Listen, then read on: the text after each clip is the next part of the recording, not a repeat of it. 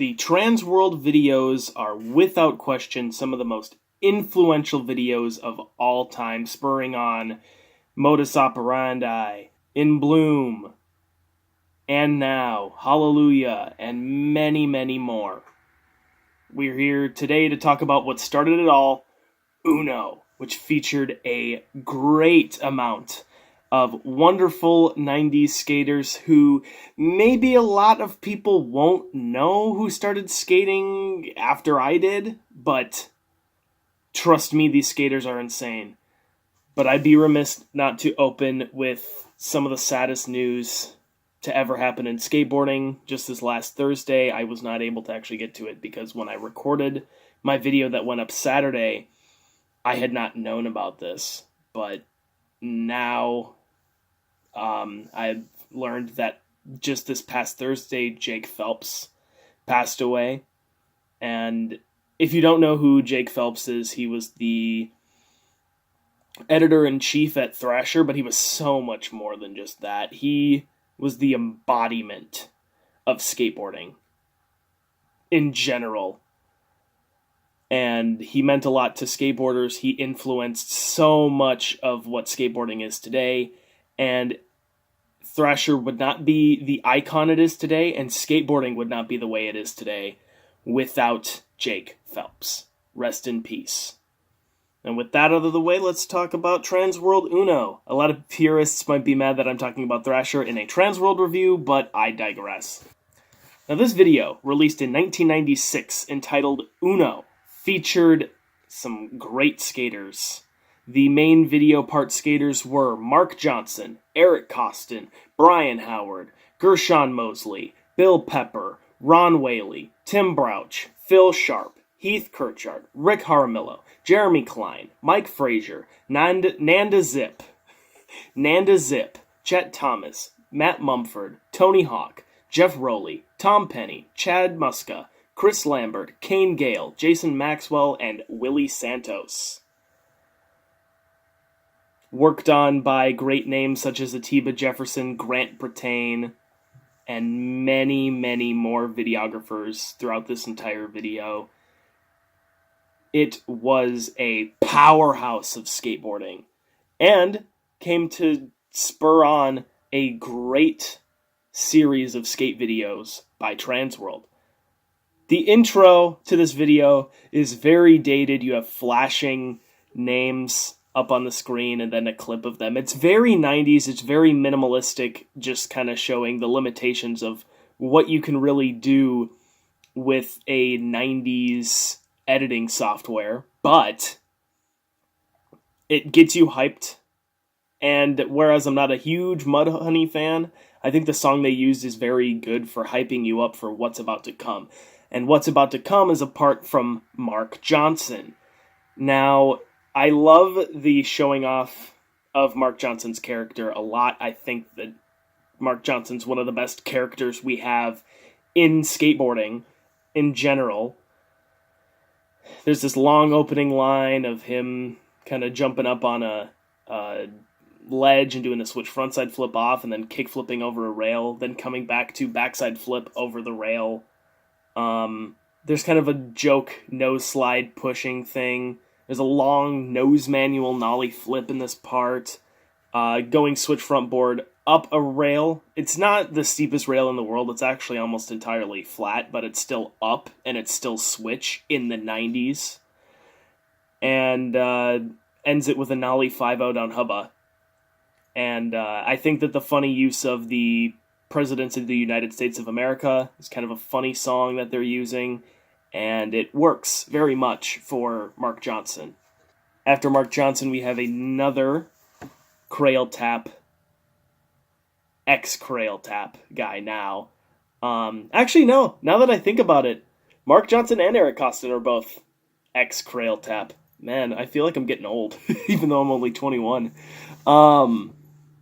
Eric Costin coming in with a lot of fakie and switch, a lot of switch tail slides. He does a switch tail slide back to switch on a handrail that, again, like the switch front board that Mark Johnson did, this rail is almost entirely flat. But he does do a switch tail slide back to switch at Hubba Hideout. Switch Smith grind on a rail. This part from Costin, it has a lot of repeated tricks, but almost everything was switch, nollie, or fakie, which in the 90s, in the mid-90s, 1996, was still very rare to see. After Eric Costin, we have Brian Howard, our first vert part. Love the underwater editing in this. He doesn't just skate vert, there's also a handrail in here and some ledge skating. Lots of kickflip grabs. There's an alley-oop heel flip indie in this part, a varial kickflip indie. And it's a pretty standard vert part for the 90s, but it shows that he can skate street as well, which I think is very interesting to see from vert skating parts. To see a couple street clips is pretty cool. Then we have Gershon Mosley, front 180 over a barrel. And this barrel that he front 180s over is standing up. It's not like on its side. It's standing up, and he front 180s over it, which is still insane today. And it's not off a bump or anything. It's just straight flat to flat front 180 over a barrel. In the 90s, even is insane. Tray flip over a rail, switch pop, shove it down a 3 block, switch ollie over another barrel, switch heel over this flat gap. There's a super long flat bar. He switched 50-50s. And a very unexpected hard flip indie to fakie on a bank. And he pops it super high. It's a pretty short part. Again, a lot of these shorts, a lot of these shorts are very part. A lot of these parts are very, very short. But they pack a punch. And this one has a lot of pioneering switch and tricks that are hard even today. Then we have Bill Pepper coming in. I love this curb cut line that he does where he's just doing like these curb cut grass gaps that he's skating. And doing, I believe it was just like an ollie and a kickflip. But either way, it's still a really aesthetically pleasing line. Frontside pivot, kickflip out on a bank to ledge. Huge frontside flip and nollie heel over this like bump spot. He has a great looking kickflip. He's a very aesthetically pleasing skater. And a lot of pros today look back at Billy Pepper. We have a shared part from Tim Broch and Ron Whaley. It's a hard-hitting duo, a lot of good street and transition. Ron Whaley doing a switch tray over a hip. 50-50ing a big rail from a jump ramp. There's this big hip, and Tim Broch frontside airs over it. It's insane. After we have Tim and Ron, we have a montage, which features 29 skaters. And one thing I like to do with older videos is, how many of these skaters would kids today know? And out of 29 skaters, only 8 of them I really believe that kids would know today. Again, this is just from what I notice on the internet, who is very prevalent on the internet. Obviously, this might be a different story if they have an older parent who skates. But the 8 names that were in this montage that I think kids know today were Tom Penny, Darren Navarrete, Danny Way, Steve Barra, Bob Burnquist, Andrew Reynolds, Andy McDonald, and Rob Dyrdek. Now, Steve Barra for his skating, not as much now, but a lot of people know who Steve Barra is now because of the Barracks. And you'll find out in the second montage there are other reasons why, other than their skating career, why some of these people are known by kids today. But there's a lot of crazy skating in this montage. Tom Penny doing a huge frontside flip, and I find it very strange that Tom Penny was in the montage when he has a part.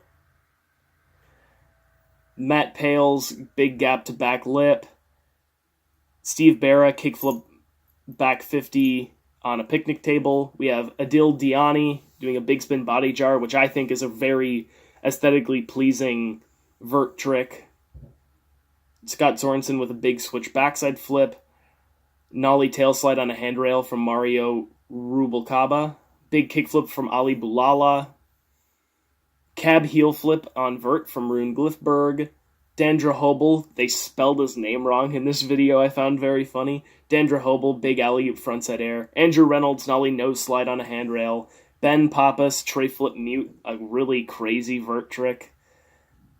Keen Liu, aka Donger, big frontside 180. Jimmy Chung, nollie nose blunt. Andy Mack, kickflip body varial 540, a trick that is still insane to this day when it comes to skating transition. And Rob Deerdeck ending off the montage with a nollie nose grind on a handrail, which is still insane today. After that, we have Paul Sharp, who I didn't really write a lot about on here, but he hits a lot of big rails, and he's starting to kind of pioneer that style along with the next skater, Heath Kirchart. There's some big blunt slides, board slides, ollieing over a handrail and then doing a board slide to fakie on the next handrail, kickflipping over a fence. Classic Heath style that would come to characterize more video parts down the road for Heath, and solid. And then we have Rick Jaramillo, I assume it's how it's pronounced. I've never heard of him until this video, so yeah. And I think that's for shame, because he's really good. Very short, hard-hitting part. He's got a nollie frontside heel to fakie nose manual on a picnic table, which is insane. Front salad on a handrail, and a big old Smith grind in this part. Jeremy Klein, who most people would know now just as Hookups, because that's what his Instagram is just Hookups now. And he owns Hookups and does all the graphics, I think, and everything. Like, he runs the whole company, which is sick. But he was a gnarly skater in the 90s. I love the gags with him on roller skates. I think that's pretty... I like character in a video part, and that's a huge way to do it. There's this ollie over this... He does two different ollies. Like, there's a bank, and then they angle the picnic table, like, vertically on the bank, and he does an ollie over it frontside and an ollie over it backside. It's insane.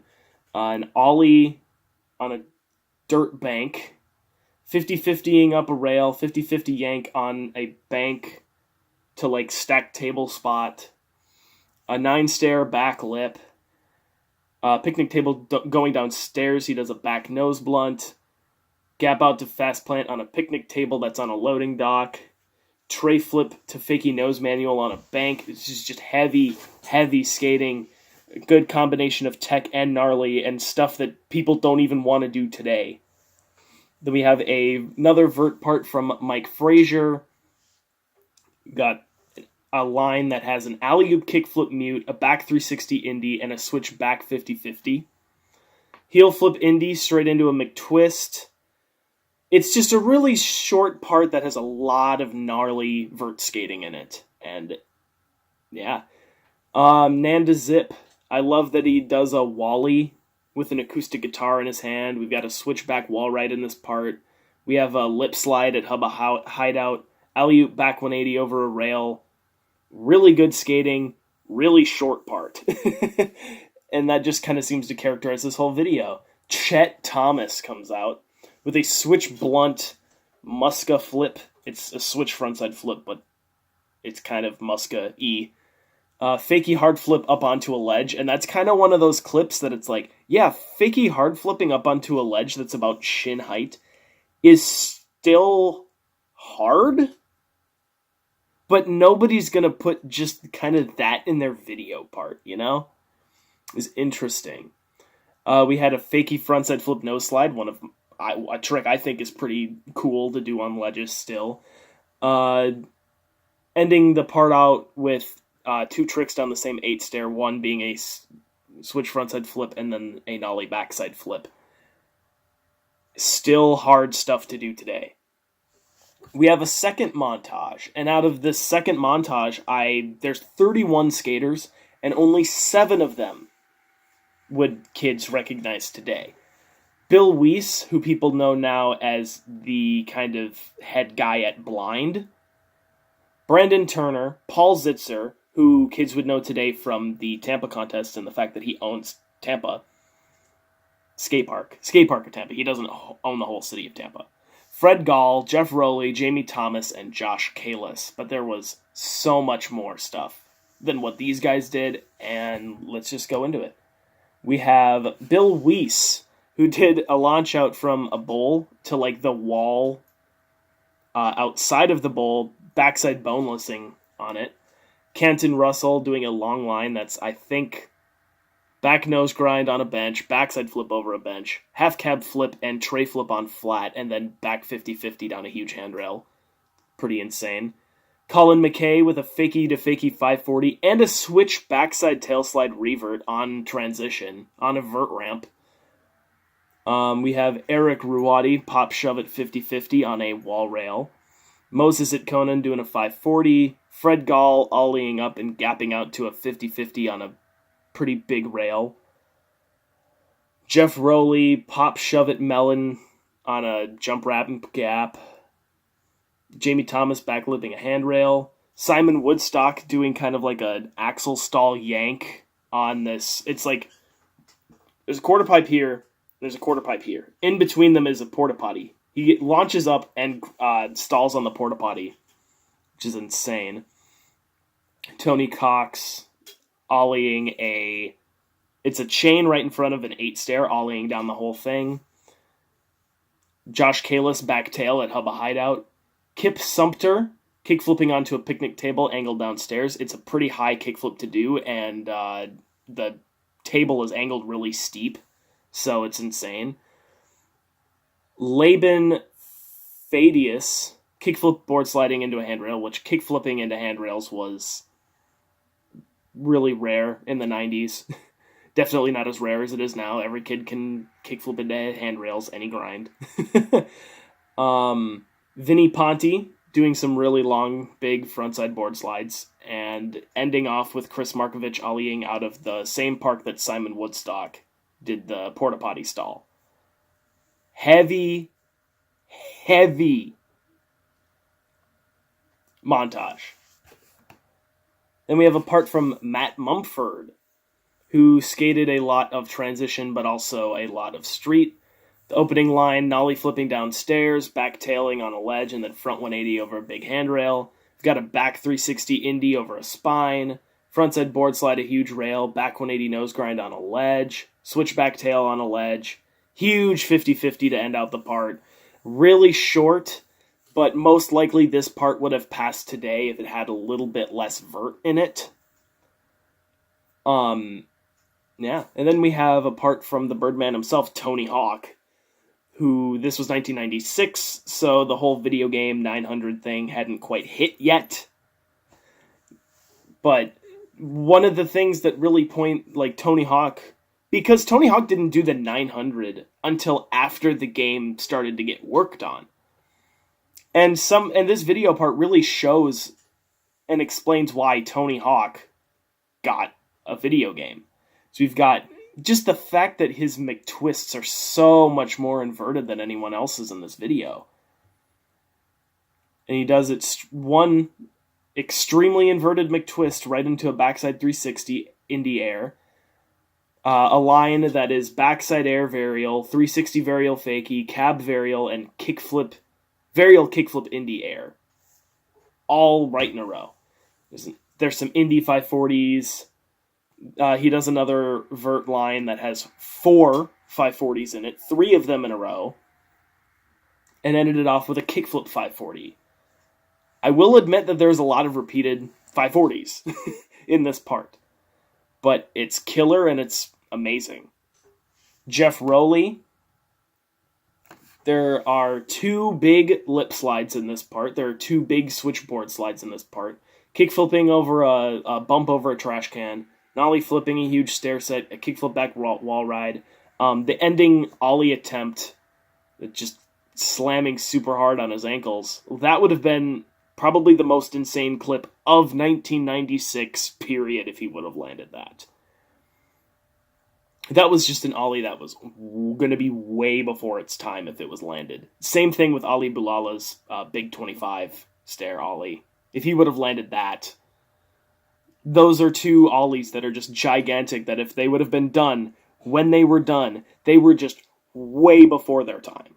I will admit that maybe Jaws' Melon down them was maybe a little bit after its time, but still insanely gnarly because it's 25 stairs and nobody had done that before. And halfway through Jeff Rowley's part, we have a switch over to Tom Penny, and this Tom Penny's whole part is legendarily named Tom Penny versus the Chain. All in one day, this spot that was a chain that was in front of a bank. And over this chain, he, in the same day, did hippie jump, nollie, switch ollie, nollie front 180, nollie back 180, nollie frontside 360, cab, backside flip, switch flip, nollie backside flip, switch frontside flip, and switch backside flip. All in one day at this spot. Just destroyed it. Chad Muska's next with a classic phone booth intro in which the phone call would be later referenced in Tony Hawk's Underground. If you know, you know. No slide down a huge rail. Tail slide a big out ledge. The spot that's a 9 stair to an 8 stair, he does a lip slide down the first one and then a tail slide, and then he goes back again, does a lip slide, and then a nose grind. A really long 50-50 in this part. A lot of these tricks would still hold up today, and Muska's just a classic skate character. Afterwards, we have a shared part of Jason Maxwell, Kane Gale, and Chris Lambert. Chris starts it out with some pretty good tricks. We got a switchback tail on a ledge in this, front boarding a handrail to lip slide fakie on a handrail. And then we have Kane Gale, who does at the same spot that Matt Mumford did the nollie flip, back tail, front 180, I believe. Kane switch flips, switch 180 on flat, and then lip slide down the handrail. Jason Maxwell, we got a kickflip front nose slide on a ledge, still hard today. Fakie heel, this gap that's like a 3 stair and then a sidewalk. Fakie heels down the whole thing. Huge frontside lip slide. It's a great shared part that everybody brings something to the table. But last part would be given to Willie Santos, who one of the first clips is a kickflip downstairs, nollie flip down another set of stairs, and then tray flip off a curb. It's not the hardest stuff you're ever going to see in the world, and it wasn't even necessarily viewed as that hard for this part, but it's just how proper and textbook everything was. Half cab heel flip over a bench, Smith grind kickflip on a bench, 10 stairs switch board slide, pop shoveting over a rail into a bank that was extremely steep. On the same ledge going half cab board slide into back 50, 180 out. There's this like 3 stair and then a gap over a rail spot. If you've seen Reel since day one, JT Alt's board slid transferred it. But he does a kickflip, and I believe that was one of the first clips gotten there. I'm not entirely sure. I need to brush up a lot more on skate history before I make these videos. I believe at the same spot that Muska did those combinations, he does lip slide the first rail and then Smith grind the second. Solid ending part with a lot of tricks that would still hold up today. Overall thoughts on this video. As I've said a lot, there's a lot of skating in this video that surprisingly still holds up today. And maybe it's not even necessarily that clips would be done this way. A lot of the ways that clips were in the 90s, you look at the way Rodney Mullen skates. You look at a lot of the ways that people are skating in this video. Like people just skating really simplistic spots. Like you could go ollie up on a ledge, like do a trick up on a ledge and then do a trick off. You can't really do that in a video part now. It might be tricks that are still hard to do there nowadays, but you probably couldn't put it in a video part if you were a sponsored amateur or professional nowadays. The filming was kind of bad in some places, but, you know, I feel like the filming and editing stuff kind of gets a pass because it's the 90s and the technology wasn't quite there yet. I kind of start grading editing and stuff once we get into about 1999, 2000, because the only companies that were really using advanced editing at that point were like Girl videos and Toy Machine videos and Zero videos. And Toy Machine and Zero are to the everlasting credit of Jamie Thomas editing those videos, but I waited till about 99, 2000 to start editing, criticizing the editing, because then it's just kind of like, okay, now you have computers, now you can do it right. Whereas 96, it was kind of before all of that. I find that a lot of the music really just seems to be kind of bland background music that's not trying to make or break any of these parts. They're just good background music that help the flow of the video, to help enhance the skating, give it a background. And it works for the most part. I thought some songs were kind of bad, like the Mudhoney song to start it out, and the Super Suckers Born with a Tail for the first montage. I didn't really like either of those songs. I found them to be kind of just stupid. But I think that everything was just finding a song that fit the style and just kind of running with it, and it worked pretty well. And I highly recommend this video to anybody who wants to know what mid to late 90s skating was all about. It's a great way to start off a legacy of skate videos, and it's just so sad right now that TransWorld went out of print. They're still in business as like a social media thing, I guess, because I think they're still uploading stuff to their YouTube channel. I don't know about their Instagram or anything like that, but I believe on their YouTube they're still uploading. So they're out of print. They're not out of business, they're just out of print, and it's just laughable that they're giving their subscribers Men's Journal now. It's interesting, but TransWorld's led a great legacy, and I wasn't even aware of them going out of business until after I decided I wanted to do this series of reviewing their videos. So yeah, thank you so much for watching this. The links to my social media are below, and also the link to VHS. I gotta remember the name of the channel that this video's on. VHS Skate Tube uploaded this video in full. It's kind of spotty in some places because it's trying to it's taking a VHS and putting it, like, digitizing it and putting it online. So it's kind of spotty in some places, but it's I highly recommend this video. I highly recommend pretty much all of TransWorld's videos. That's why I'm doing this series. So check out the video. Also, I am on BitChute. That is going to be down below. BitChute is going to be a great place to go, that if you do not see my videos go up, check my Twitter. I might say something about it if something gets taken down for copyright, which might not happen because I don't have a lot of other stuff happening in my videos. I just talk. So luckily, a lot of stuff, maybe when I get around to like edits and things like that, it might change. But for now, everything's going to be on both BitChute and YouTube. So check my the link as well for my BitChute link. But thank you so much for watching this, and I'll see you next time to talk about more things. Have a nice day.